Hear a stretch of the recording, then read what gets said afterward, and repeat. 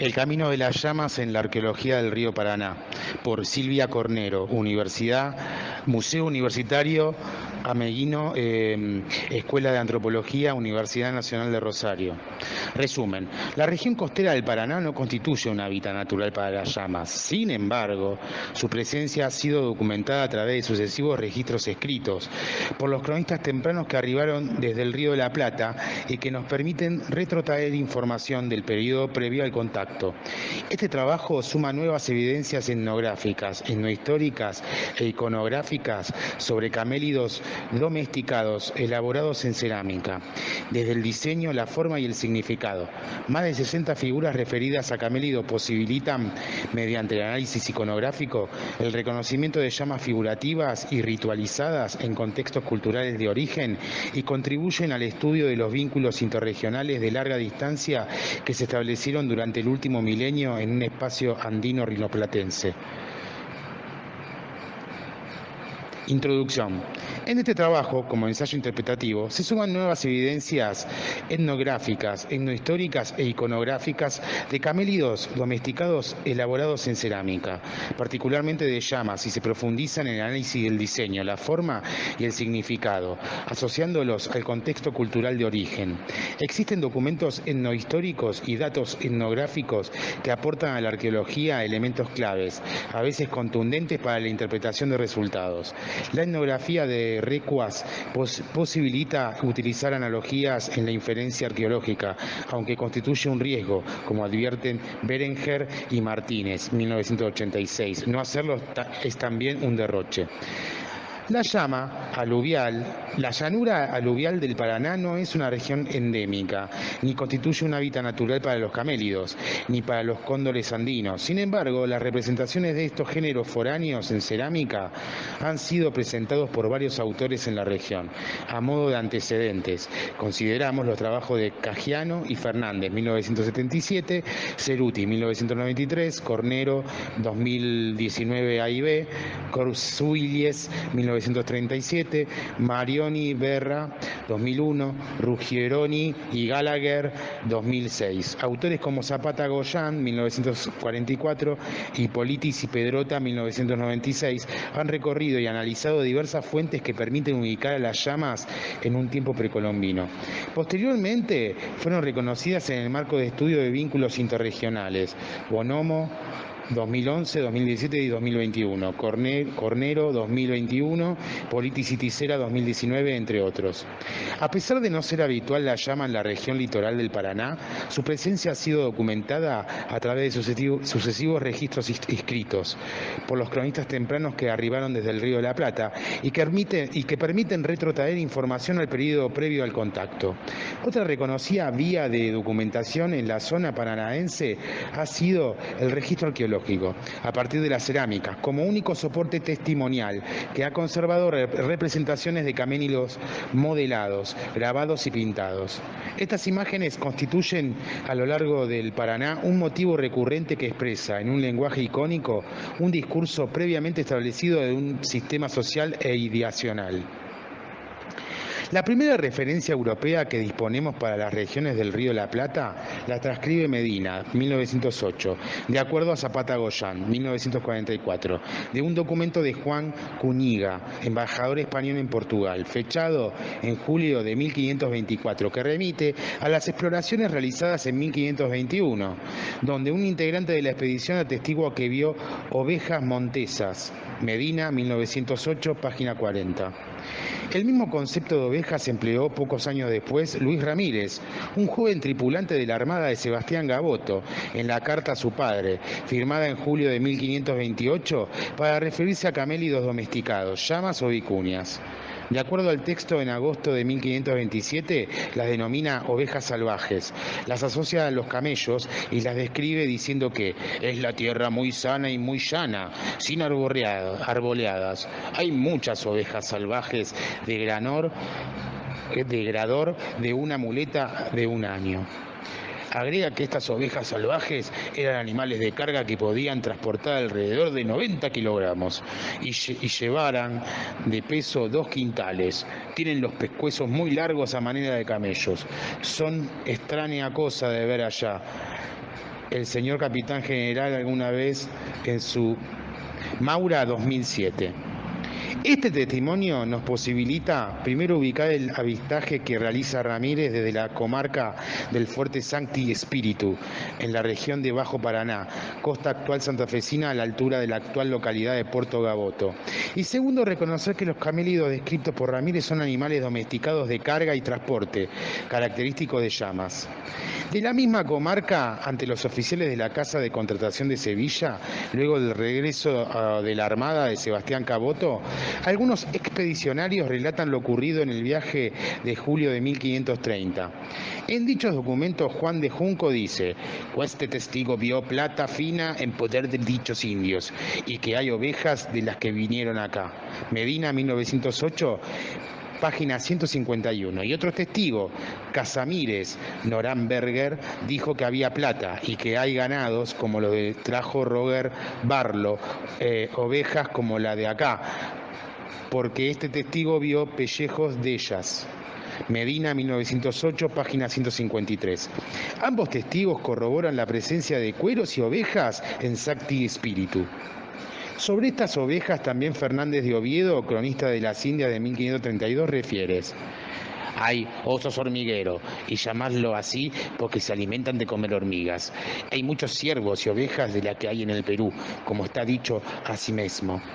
Dice que hay aquella oveja del Perú y con la lana muy larga, contractan con ellos pellejos de cabiles y ovejas y manta de diversas maneras y cestas de huerguitas, tan texidas y apretadas que pueden contener agua en ellas". Fernández de Oviedo, 1852, página 178. Fernández de Oviedo confirma en 1532 que las ovejas se encuentran en el litoral del Paraná son las del Perú, y como la señala José Guevara en el siglo XVIII, las ovejas son llamas. El carnero de la tierra, que en el Perú dicen llama, sirve para el carguío, y como el peso no exceda de 3 para 4 arrobas y le dejen caminar a su paso, transportará lejos las cargas caminando 3 para 4 leguas por día. Guevara, 1882, página 110. En este caso, Guevara nos informa sobre una mayor capacidad de carga, posiblemente vinculado al género de las llamas, y no solo aporta el dato de la distancia que recorren por día, 3 para 4 leguas, estimada entre 15 y 20 kilómetros, sino que además, cuando dice transportará lejos las cargas, refiere y documenta a transporte de larga distancia. Alrededor de 1536, Ulrico Smidel, tripulante de la expedición de Pedro de Mendoza, encuentra entre los carios de la comarca de Asunción ovejas de la tierra, también referidas por él como los indios o las indias, y dice: "Después de esto tuvimos que dejar a estos aigas y llegamos a otra nación llamada Caríes. Estos carios tenían trigo turco o maíz y mandiocae, yacuaque, también pescado y carne, ciervos y chanchos del monte, avestruces, ovejas de la tierra". Smidel, 1903, página 136. Navegando luego por el río Paraguay, en un encuentro con indígenas, les cuenta de los carqueis del interior, refiriendo a los Caracara de Charcas. Continúa diciendo Smidel que eran gente entendida, como nosotros los cristianos, y que tenían mucho de comer: trigo turco, madeos, maduís, madepore y otras raíces más, y carne de ovejas de los indios. Smidel, 1903, página 146. La imagen etnográfica del repertorio icónico americano de los siglos XVI y XVII constituye un valioso apoyo a la veracidad del relato, de acuerdo a los análisis iconográficos de El Jabel, 2008, en el Río de la Plata. En la segunda edición del texto de Ulrico Smidel, pocos años luego de su muerte, Levinus Hulsius ilustra su libro publicado en 1599 con algunas escenas donde dibuja llamas en situación de carga, de pastoreo y de monta. Se trataba de llamas que evidentemente no eran salvajes, ya que las vio empleadas como animales de carga. Los registros más cercanos a la región este de Santa Fe los documenta Jerónimo Cabrera en 1576, cuando refiere que en la Comechingonía, Crían crían mucho ganado de la tierra y dense por ello por las lanas de las que se aprovechan. Tienen algunas ovejas tan grandes como las del Perú, tienen la lana tan grande que llega al suelo. Y en una cita textual que refiere al año 1588, dice de un inventario realizado en una chacara a un cuarto media legua después del P. Omaca Cacat y a 4 leguas de C. de Córdoba. Se incluyen 23 carneros de la tierra, chicos y grandes, machos y hembras, entregados a Rodrigo Alonso Montes, 1951. Antonio de Herrera y Tordesillas, cronista de Indias, escribe entre fines del siglo XVI y comienzo del XVII, desde fuentes primarias, una historia general de Indias. En una edición castellana de 1726 se publica un grabado de Brie dibujado en 1590, con la inscripción al pie: carneros del Perú que dicen llamas, muy provechosos y su naturaleza. El jesuita alemán F. Pauke, destacado cronista, si bien en su relato de mediados del siglo XVIII se refiere a las llamas, dibuja a las ovejas de carga que emplean los indios para transportar mercaderías y otra carga de los españoles de una ciudad a otra. Pauke, 1942. Las escenas de su dibujo son similares al grabado de la Brie, que fuera publicado en la edición 1726, varios años después de la escritura del texto de Pauke. La región de estudio abarca una vasta extensión en ambas costas de los sectores medio y del bajo río Paraná, que se extiende desde el límite norte de la provincia de Santa Fe a la altura del paralelo 29, aproximado a las localidades de Reconquista y Goya, Corrientes, hasta la franja comprendida entre las localidades de Rosario, Santa Fe y Victoria, Entre Ríos, a la altura del paralelo 33.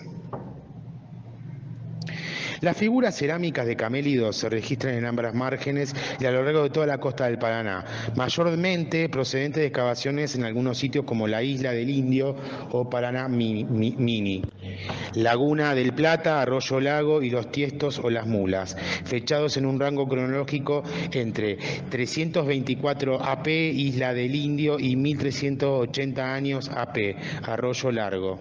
Si bien la región norte de Santa Fe contamos con sitios de mayor antigüedad como Arroyo Aguilar, 2050 más menos 60 AP, y La Lechuza, 2413 más menos 28 AP. Al momento no se hallaron en estos modelados cameliformes. Como resultado de un análisis de colecciones cerámicas alojada en más de 30 museos, colecciones particulares, publicaciones y otras procedentes de excavaciones sistemáticas, se registraron hasta el momento unas 69 figuras asignables a camélidos en el contexto de una distribución cronogeográfica.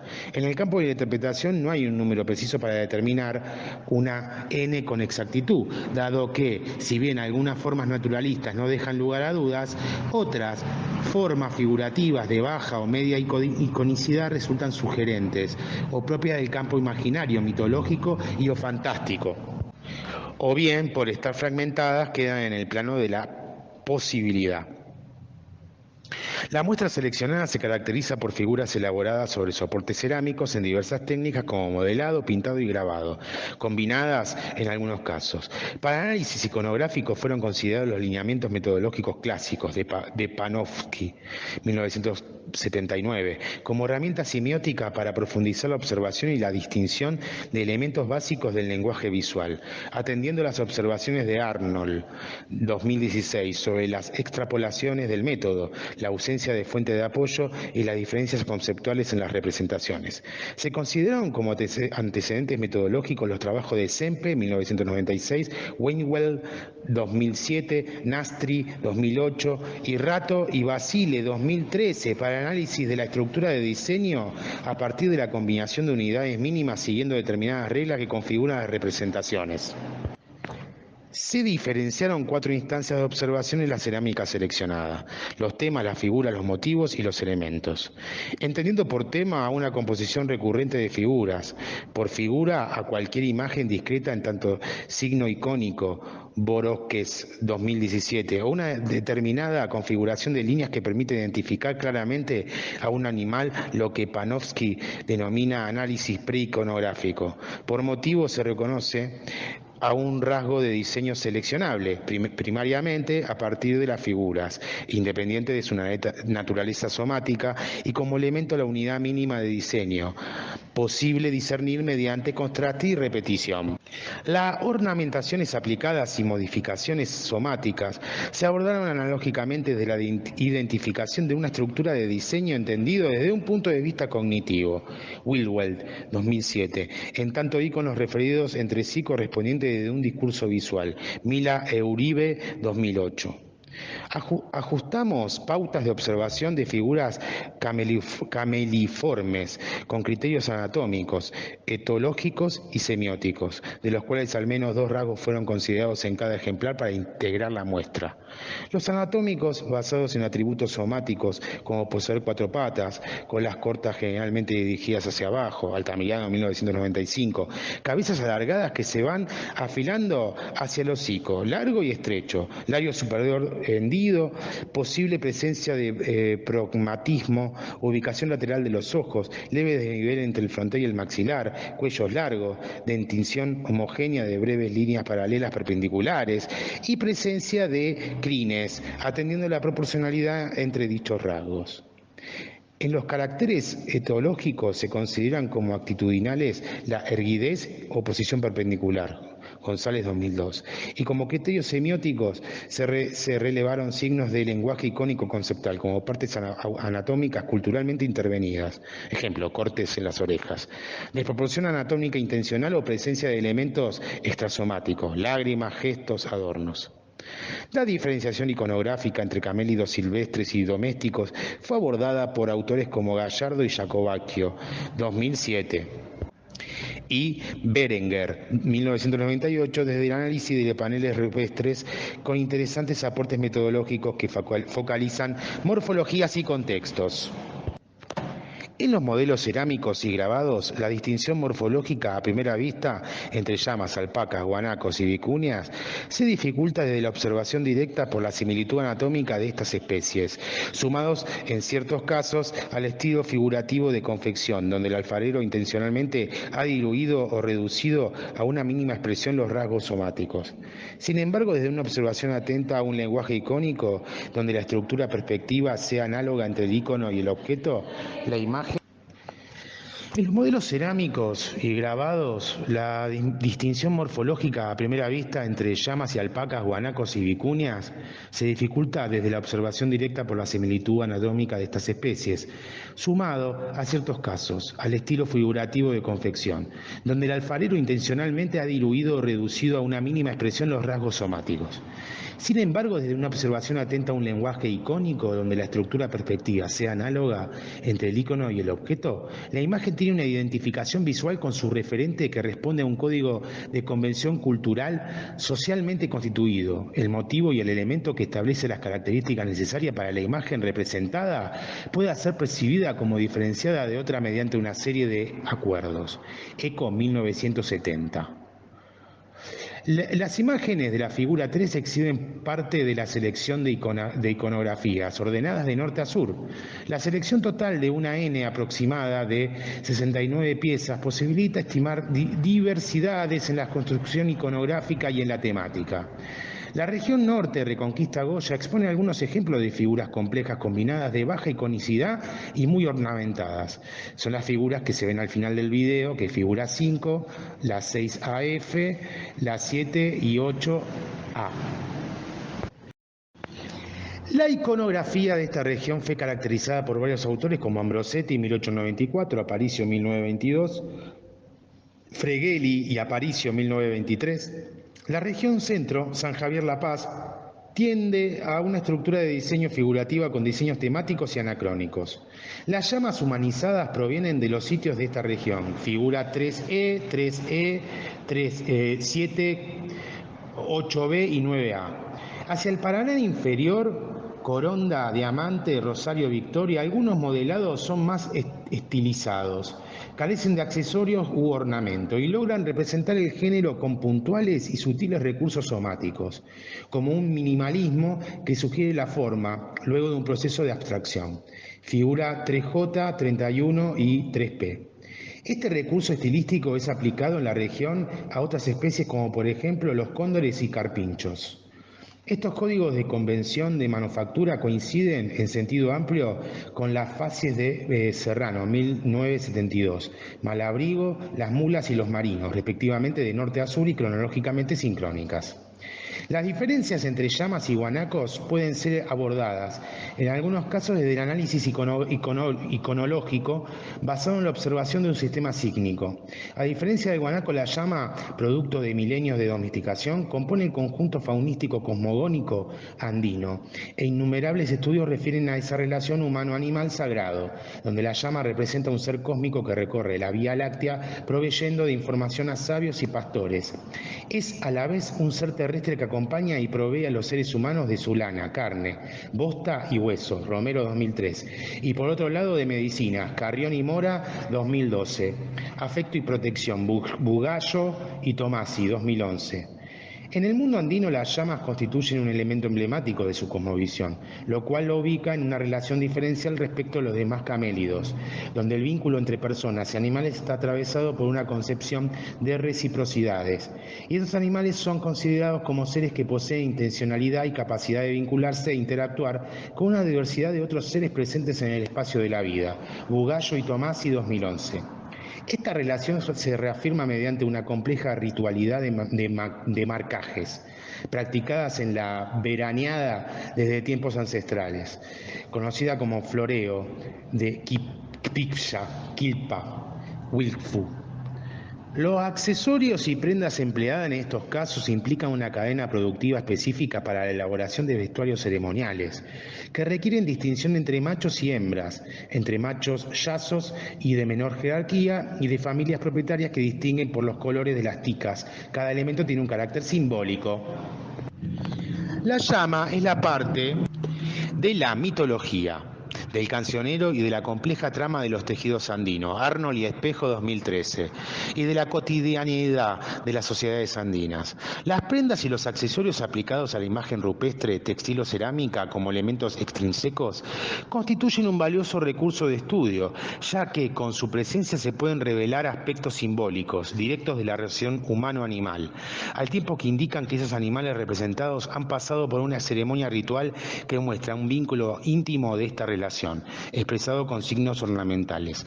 Las llamas que participaron del ritual de marcaje se distinguen por los cortes específicos de orejas y por las prendas y accesorios que visten, atributos extrasomáticos que las diferencian de los camélidos no domesticados ni ritualizados. Los estudios etnográficos de caravaneo realizados en comunidades pastoriles han proporcionado interesantes registros y significados sobre las prendas, los atuendos y accesorios rituales empleados para honrar a las llamas y en rituales de ofrendas, rogativas, marcajes y libaciones. Lecoq y Fidel 2000. El modo de cortar las orejas varía según las familias y las regiones. Las diferentes marcas facilitan el reconocimiento de cada animal y permiten determinar su proveniencia y su origen familiar, de modo similar respecto de los colores de las ticas o pompones. Lecoq y Fidel 2000 y 2003. En las ceremonias de floreo de las llamas se le colocan prendas simbólicas como coronas con flores, campanas, chonocos, espejos, ticas o racimos de pompones y jaquimas, que expresan las estrechas relaciones que unen a estos animales con sus dueños y confirman el carácter sagrado de estos camélidos. Lecoq y Fidel 2003-2019. Las ticas en forma de flor se colocan en sus orejas, la jaquima en su cabeza, el chocono se pone sobre su lomo y los collares, coronas o hualpas y las campanas o cencerros sobre el cuello como símbolo distintivo de rango. Todas tienen una función ritual. Se puede ver en la figura 2 al final del video. Paz Flores 2000 señala que la llama está adiestrada para encabezar la caravana. Las llamas delanteras o yazos se les coloca el collar, hualpa, tejido con hilos de colores y de donde cuelgan cascabeles de bronce. Las delanteras están escoltadas por otros animales de menor jerarquía, como el chapi y el chaca. Algunos autores han revelado la presencia de llamas floreadas o adornadas representadas en dibujos rupestres sobre paneles rocosos en los sitios de Taira, del Alto Loa, Chile, Vilches 2005, y el Valle Encantado de Salta, Martel 2011, entre otros. Estos antecedentes registran y distinguen las llamas ritualizadas y jerarquizadas del resto de la tropa. En ambos dibujos las ornamentaciones no son simplemente decorativas, sino que constituyen información con significado particularmente de carácter ontológico, como plantea Boas 1927, respecto del arte simbólico, como antecedente del estudio de los significados, los cuales se encuentran interpretados entre los ornamentos de la imagen. Desde el análisis iconográfico se identifican unidades de diseño en las representaciones cerámicas del Paraná, con modificaciones y ornamentaciones extrasomáticas, con rasgos sígnicos aplicados a las representaciones de las llamas floreadas, con ticas, coronas, jaquimas, chonoco y costales, grabadas y modeladas en cerámicas. Figura 4 y 5 al final del video. El chocono es un adorno tradicionalmente hecho de madera, con un penacho de lana encima que adopta diversas formas, que se coloca directamente sobre el lomo del yazo. El sitio, llamas floreadas. El sitio Paraná Mini 1, próximo a la localidad de Reconquista, Departamento General Obligado, que cuenta con 3 fechados, 640 más menos 115, 500 más menos 130 y 385 más menos 145 años, AP Ceruti 2003, fue excavado originalmente por Paravecino en 1948 y luego por Res González con un equipo del Museo de la Plata, conjuntamente con otros sitios emplazados en los arroyos Los Amores, Pescado, La Fondita e Isoro, Smith 1972, y posteriormente por Ruggeroni 1975 y el equipo del Museo de Reconquista con la denominación sitio Isla del Indio. Procedente de este sitio y otros adyacentes se relevaron cerámicas camiliformes, asignables a llamas dada la presencia de signos decorativos compatibles con las prendas ceremoniales de los rituales del Quilpa. Figura 3, 4 y 5 al final de este video. En los casos de Isla del Indio se destacan las bocas con una longitud exagerada que se extiende paralelamente hasta la altura de los ojos. La boca anatómica de la llama es más corta, casi un tercio de lo proyectado en las iconografías, lo cual deja abierta la posibilidad de interpretar posibles representaciones de jaquimas.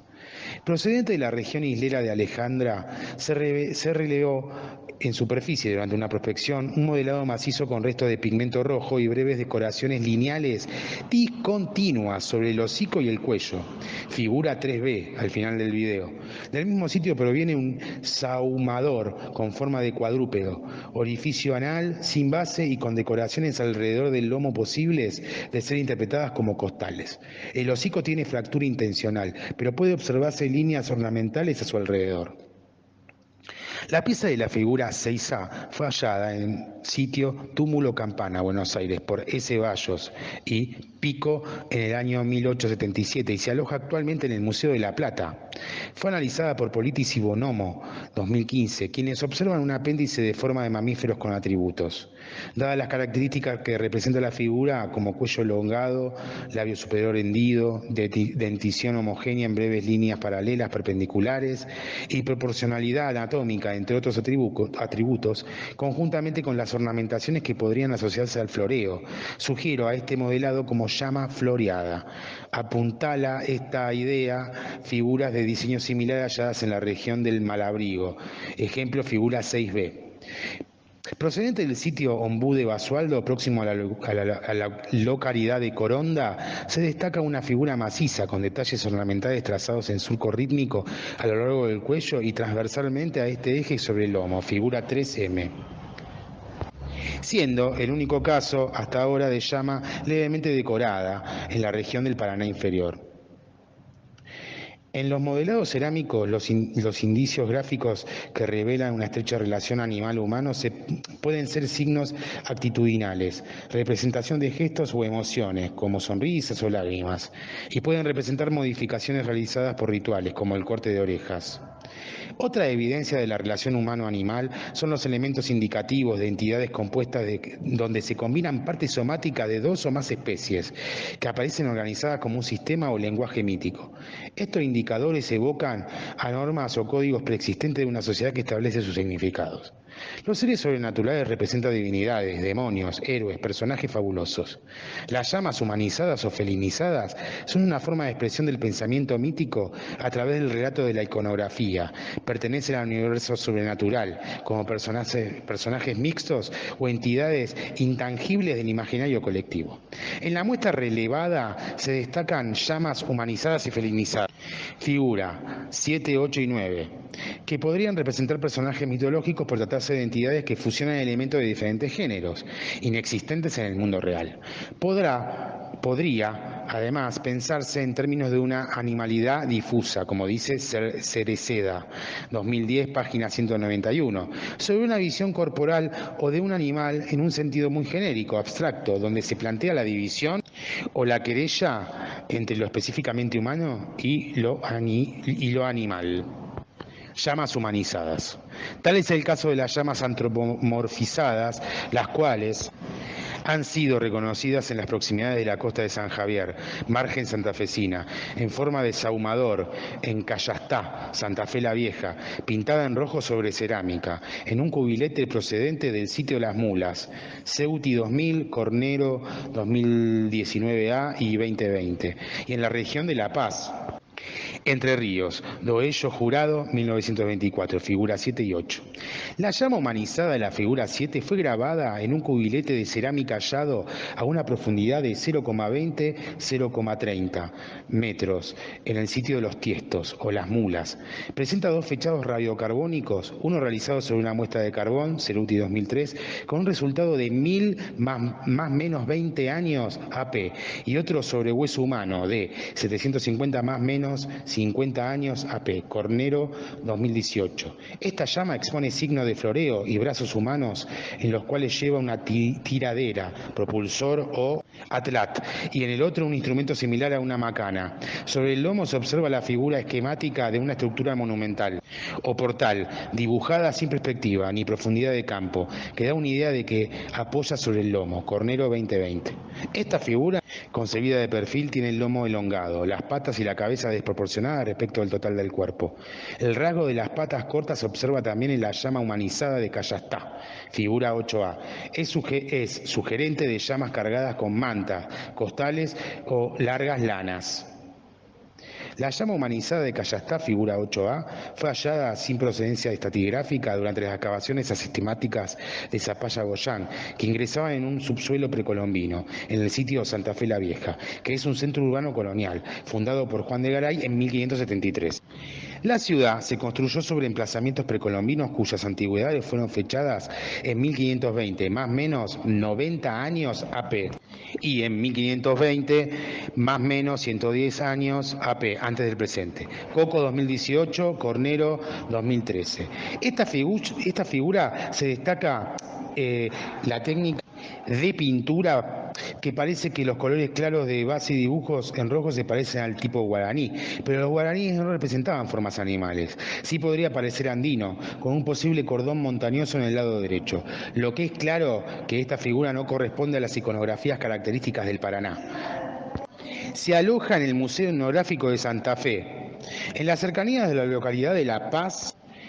En la margen enterrana del Paraná Medio, figura 8B, Doello Jurado, 1924, publica el hallazgo de una pieza cerámica que por el momento solo conocemos a través de la fotografía de la publicación. Se trata de una llama humanizada de acuerdo a la presencia de un brazo humano, similar a las otras llamas humanizadas de las Mulas y de Cayastá. Esta figura dibuja en la línea vocal una curva hacia arriba que sugiere representar un estado de ánimo, una sonrisa, un gesto singularmente humano. Otro caso con expresa sonrisa manifiesta es una figura hallada en el campo del medio, que es la figura 3F. Suma registro de una llama al considerar procedente del norte de Santa Fe, que integra la colección Ambrosetti y se aloja en el Museo Etnográfico de Buenos Aires. Consta de una cabeza modelada de llama de unos 6 centímetros que presenta un dibujo inciso en surco rítmico de un perfil humano, en donde el ojo de la llama coincide con el humano. Cornero 2020, figura 6E. Las 4 llamas que exhiben rasgos humanos se circunscriben a una misma región que fuera reconocida por cronistas tempranos como territorio Mocoretá. Se limita entre las localidades actuales de Colonia Teresa, Santa Fe, y la desembocadura del arroyo Huanjicarero,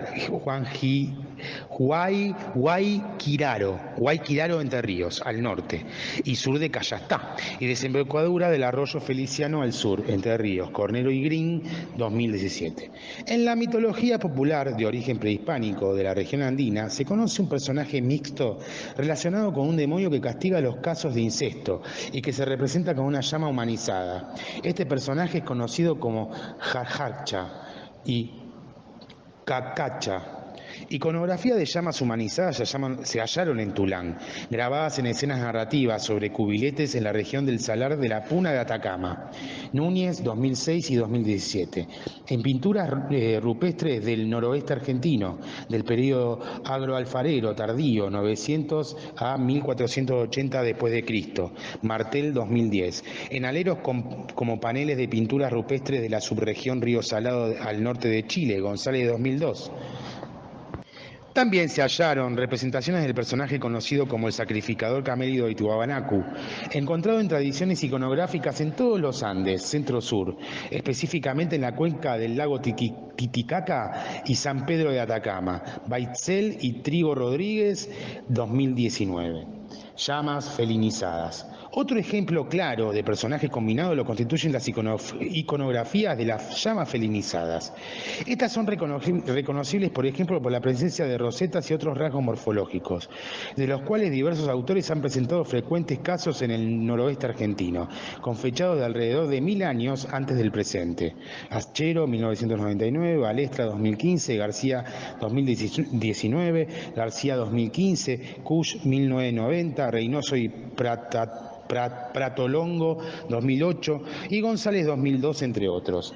En la región del Paraná, con similar antigüedad, Cajiano y Fernández, 1979, y Cornero, 2019 y 2020. Reconocieron algunos casos. A su vez, las llamas felinizadas han sido reconocidas en iconografías de la Aguada y la Ciénaga, de la región del noroeste argentino. González, 1980, Balesta, 2015, Balesta, 2013.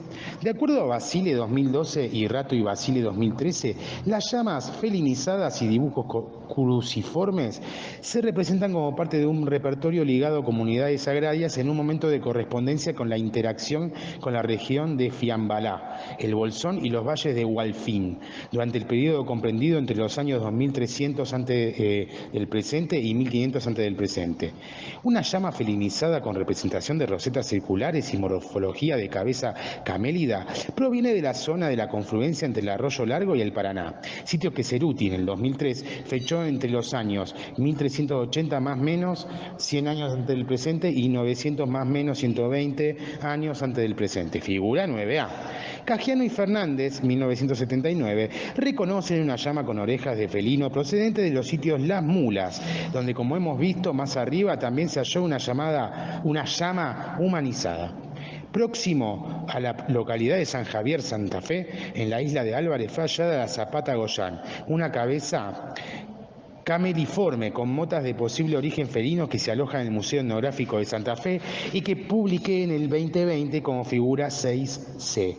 Otro caso considerado en este grupo procede más del norte, del sitio Isla del Indio, y constituye el único caso de llama de cuerpo entero, de cuerpo pequeño. La cabeza muestra un labio superior hendido y la parte inferior presenta incisiones rítmicas que cubren parte del abdomen, las patas y la cola.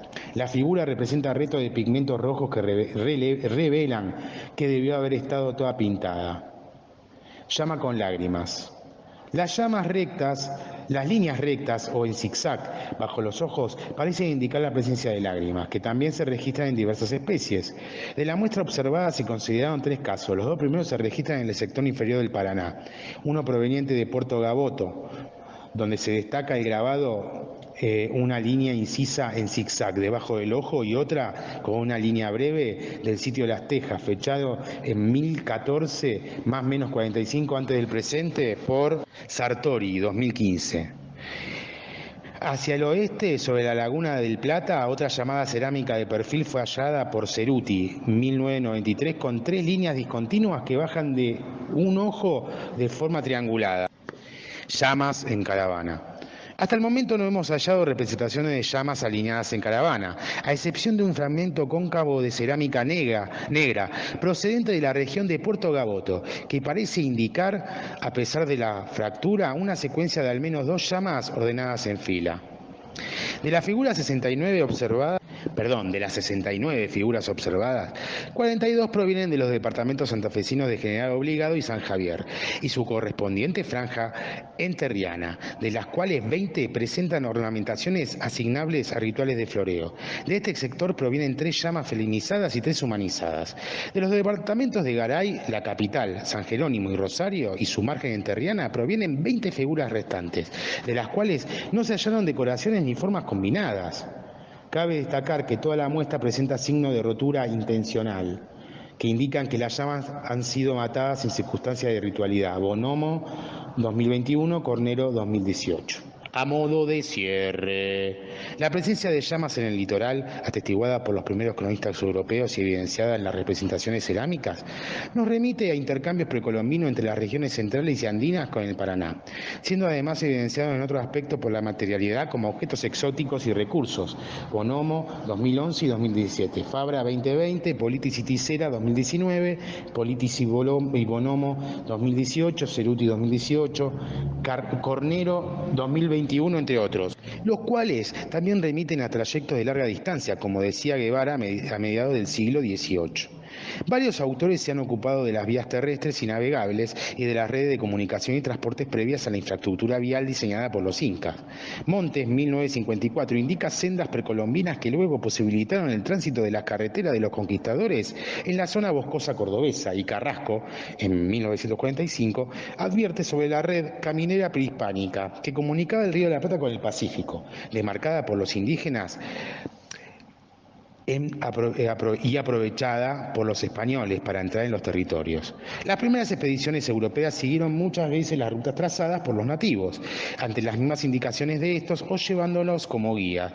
Zapata Goyán, 1989, Serrano, 1945, Montes, 1954 y Carrasco, 1945. Las crónicas muestran el conocimiento de los indígenas que ellos tenían de los caminos o rutas vinculadas a ambas regiones. Al tiempo que exploraban las costas del río Paraná, los europeos recibían informes de los ribereños sobre los derroteros a través de las cuales podría llegarse a las comarcas interiores. Escuchan noticias sobre el Salado y el Paraná y sus afluentes occidentales, Carcarañá, Bermejo, Pilcomayo, etc., que conducen a las regiones andinas, además de alusiones al tránsito fluido por esos lugares. El río Paraná y otros que el vienen a dar iban a confirmar una sierra donde muchos indios acostumbraban a ir y venir, y que en esta sierra había mucha manera de metal. Ramírez 2007, página 25. Las indicaciones transmitidas por los indígenas a los primeros cronistas desde las riberas del Paraná coinciden por otro lado y en líneas generales con las anotadas por Juan Matienzo, 1587, oidor de la Real Audiencia de Charcas, desde el Alto Perú. Este decía que se iba al Río de la Plata por el si se iba al Río de la Plata por el Paraguay, podían seguirse 3 caminos. Uno, que pasando por Santa Cruz llegaba hasta el Paraguay y descendía hasta Asunción, y otros 2 que seguían los cursos de los ríos Pilcomayo y Bermejo. Otro se puede descubrir yendo desde allí a Suxuy y de allí al Valle de Salta, que son 8 leguas, a donde está un río grande que llaman Río Bermejo, y esta de la ciudad de La Plata 100 leguas. Créense que un río que sale a La Plata ponga lengua más abajo desde el Pilcomayo. Esta era mejor camino que los 2 de arriba. Matienzo, 1910, página 182. El camino del Bermejo, que no había sido transitado aún por españoles, era conocido por los indígenas del Paraná y del Paraguay, de extremo a extremo, como se lo había hecho saber a Ramírez. Matienzo y Ramírez muestran el conocimiento que los indígenas de ambas regiones tenían de las rutas de extremo a extremo. Matienzo y Ramírez muestran el conocimiento de los indígenas de ambas regiones que tenían de las rutas de extremo a extremo. Dada una carminería prehispánica establecida entre las posibles rutas de tráfico carabineros, podíamos considerar la región de Potosí, naciente del Pilcomayo y va hasta el planicie de 4.000 metros de altura, que desciende progresivamente hacia el este o el sudeste, formando valles intermedios que siguen el curso del Pilcomayo y sus afluentes y tributarios. Lecoq y Fidel, 2019. Las representaciones de llamas ritualizadas provienen de la región norte y centro del sector medio del Paraná, norte de Santa Fe, norte de Entre Ríos y centro-sur de Corrientes. Es decir, que las vías de comunicación posibles serían los mismos caminos que costean los ríos Pilcomayo y Bermejo. Ríos son también las principales vías de comunicación seguidas por los llameros en sus viajes de trueque, el Ecovifidel 2019. Las rutas navegables directas hacia el sur de Santa Fe en el tramo inferior, que podrían ser los ríos Salado y Carañá. En el sector del Paraná inferior no se hallaban representaciones de camélidos ornamentados, lo cual no implica que no haya habido caravaneo comercial, sino que podría indicar que esas llamas no fueron ritualizadas por floreo y que el contacto provendría del oeste, región de Comechingonia o Santiago del Estero, donde se registran estas prácticas rituales. Las sociedades del Paraná, lejos de establecer fronteras cerradas y estáticas, demostraron la presencia de llamas, lisas, floreadas y carabineras, a través de sus representaciones plásticas, y con ello una apertura al vínculo y al intercambio a través de diferentes rutas que conformaban amplias redes multidireccionales que unían al litoral con el interior, a las tierras bajas con el mundo andino, configurando así un espacio andino rioplatense de caminos por los que circulaban en caravanas personas, productos, ideologías, noticias, imágenes, historia y también, ¿por qué no?, relatos de entidades místicas sobrenaturales, como podrían ser los personajes como las llamas humanizadas y felinizadas.